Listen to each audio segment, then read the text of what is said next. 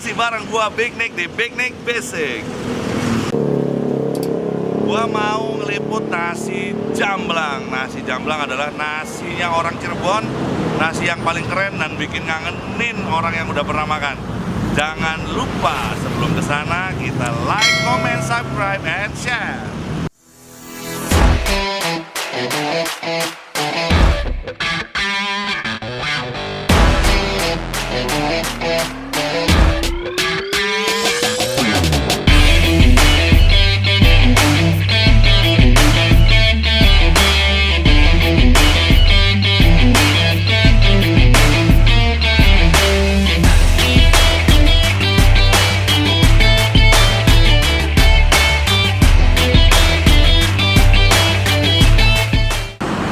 Di depan gua sekarang udah ada nasi jamblang yang begitu melegenda. Gua pilih nasi jamblang Mbak Rosi yang tepatnya ada di Jalan Terusan Cirebon, Bandung, yang ada di daerah jamblangnya langsung, tidak yang di kota Cirebon gitu atau yang memang sudah terkenal di mana-mana enggak. Ini Mbak Rosi juga terkenal untuk di teman-teman Kabupaten Cirebon, pasti terkenal banget. Biasanya didatengin banyak pengunjung juga, cuman seringnya didatengin pada malam hari. Tapi sebelum kita makan nasi jamblangnya, seperti biasa kita ulas dulu asal muasal nasi jamblang. Ada banyak literasi tentang nasi jamblang. Ada yang bilang nasi jamblang itu berawal pada saat zaman Belanda membuat jalan dendels dari Anyer ke Padarukan. Terus dianggap juga ini memang nasi sedekah juga pada saat itu. Cuman ada literasi lain yang menyatakan bahwasanya nasi jamblang itu dimulai pada tahun 1847 oleh Haji Abdullah dan Nyonya Pulung, atau biasa disebut, gua cari ya namanya di sini ya. Nah, Nyonya Pulung atau Tan Piaulun. Ini dibuat, nasi jamblang ini dibuat pada saat Belanda membuat pabrik gula di Gempol, yang pekerjaannya itu diambil dari selatan Cirebon dan banyak juga dari daerah Palimanan sampai ke Plumbon. Nah, nasi ini adalah untuk nasi sedekah karena pada saat itu artinya dilarang lah untuk jualan nasi atau jualan itu nggak boleh. Jadi karena melihat begitu banyaknya pekerja, akhirnya terpikirlah dari sepasang suami istri ini untuk memberikan sebungkus nasi. Tapi karena memang beritanya begitu cepat menyebar, akhirnya nasi ini dianggap sebagai nasi sedekah. Setiap kali pekerja memberikan uang untuk membayar, mereka selalu menolak. Nah, itu sedikit ulasan tentang sejarah nasi jamblang. Kalau lo mau tahu lebih detail, lo klik aja di Google sejarah nasi jamblang. Oke? Nah, kenapa nasi jamblang itu nasinya dibungkus pakai daun jati? Pertama, karena daun jati itu tidak mudah robek. Yang kedua, orang percaya bahwasanya dibungkus dengan daun jati, nasinya tidak mudah basi. Dan nasi jamblang itu nggak pernah ada yang panas ya. Artinya ketika kita makan nasi jamblang, nasinya itu pasti adem karena dibungkus pakai daun jati. Cuman cita rasanya memang khas banget. Bagi kebanyakan orang Cirebon, kalau terlalu lama nggak makan nasi jamblang, kita bisa bulukan. Tahu nggak bulukan? Nasi jamblang tuh emang gua hampir tiap pagi menunya nasi jamblang, nasi jamblang, nasi jamblang. Jadi kalau dalam 1 bulan gua keluar kota terus nggak ketemu nasi jamblang, kepala gua pening bro, berat. Nah, di nasi jamblang ini gua pesan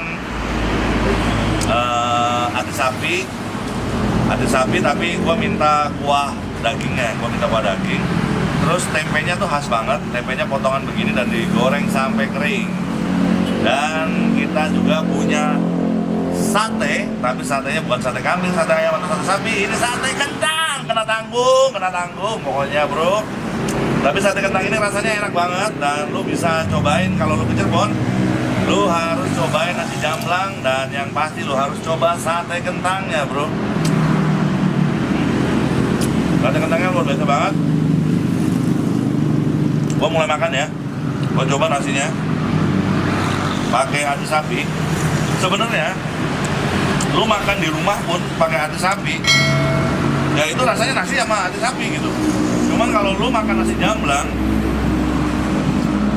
apa ya, maksudnya emang ada kemasan atau racikan yang berbeda gitu. Racikannya tuh enak banget. Bismillahirrahmanirrahim. Kan kata gua juga apa?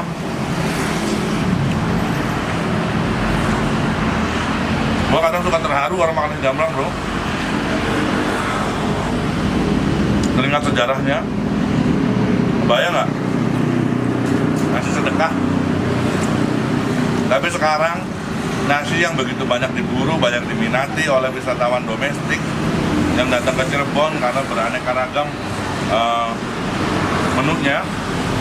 Orang nggak bosanin makan nasi jamblang, beneran.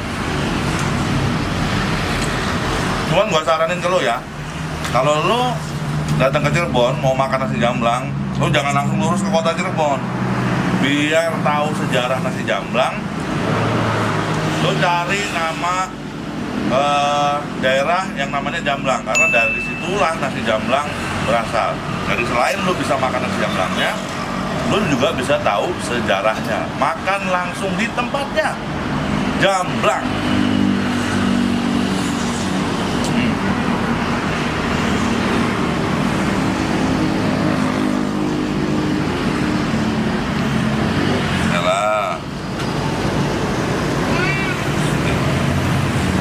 Sambalnya juga, sambalnya sambal sisir, cabenya cabai sisir.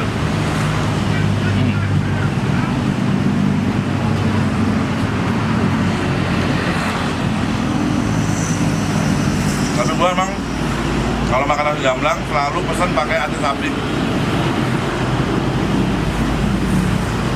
Di sini agak crowded karena emang jalan raya.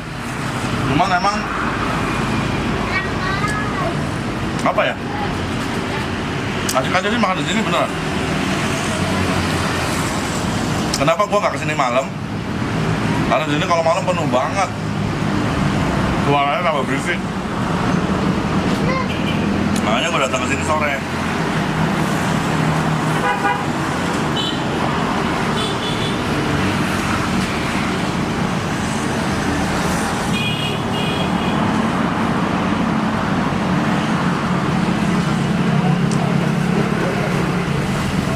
Susah banget bro, dikit aja.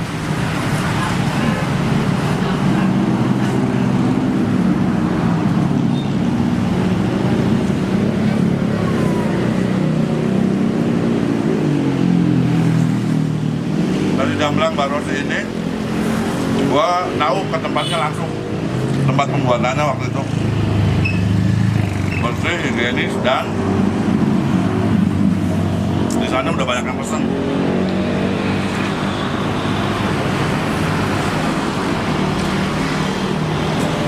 Kalau lu dari arah Jakarta Bandung, lewatin lampu merah Palimanan, lu harus udah mulai pelan-pelan lihat ke sebelah kiri jalan, karena tulisan Barosinya nggak begitu gede. Cuman emang penuh banget kalau malam.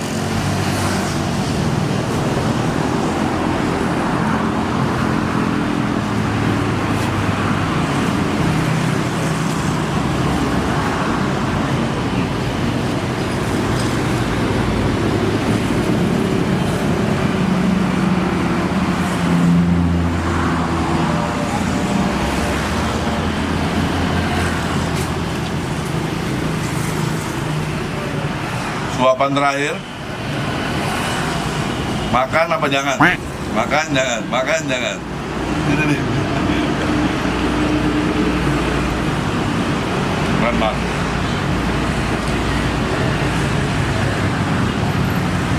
Agak rendang. Ini banyak masih macam-macamnya.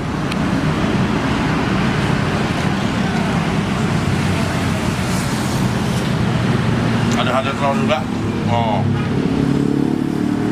Ini nih, cumi. Yang, cumi. Oh. Hati juga. Ini banyak bentuk sate-sate yang khusus. Udah.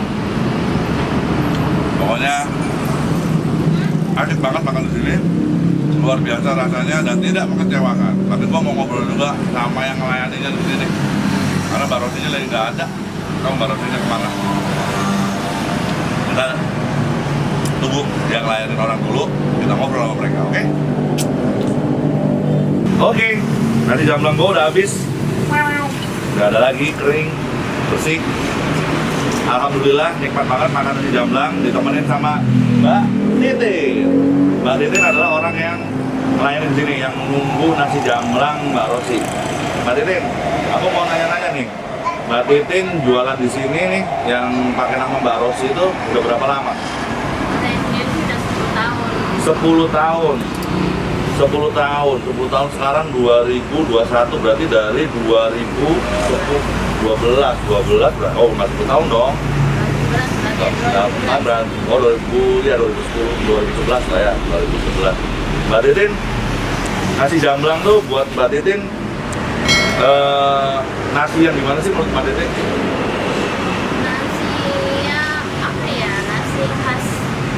Jadi dibungkusnya daun jati itu khas, tahan lama, nggak cepat basi. Iya. Nasinya adem. Nasinya adem, tapi enak rasanya. Enak. Manis, ada manis-manisnya. Ada manis-manisnya nasinya, kayak Mbak Titin ada manis-manisnya. Mbak Titin, menunya di sini Mbak Titin hafal nggak berapa menu? Ada sekitar 30-an. 30-an menu. 10 hafal nggak?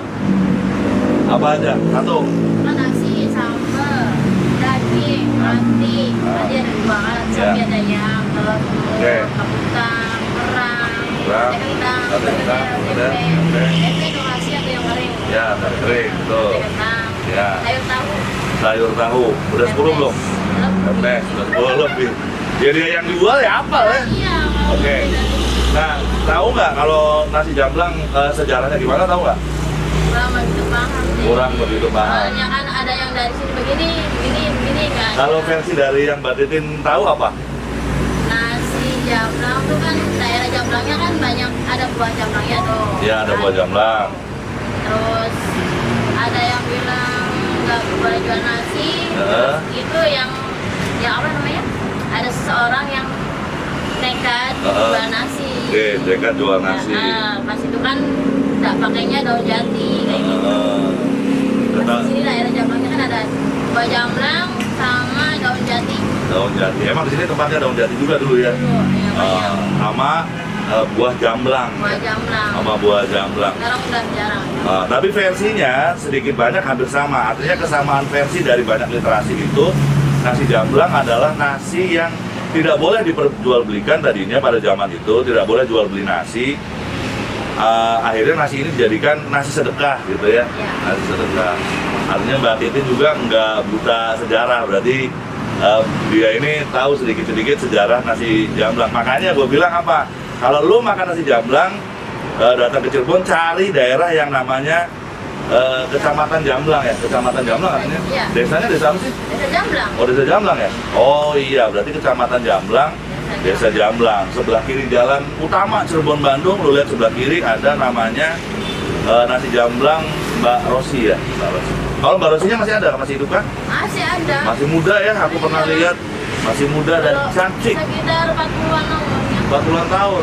Wah, masih muda juga ya Mbak Rosi ya. Punya berapa cabang dia? Sekarang sih ada di Bode aja. Ada di Bodelor sama di sini. Dan bisa makan di tempat sana ya, pembuatannya aku pernah makan. Di rumah. Nah, kalau lu makan di tempat pembuatannya, nasinya lu masih dapat nasi panas. Memang enak juga sih.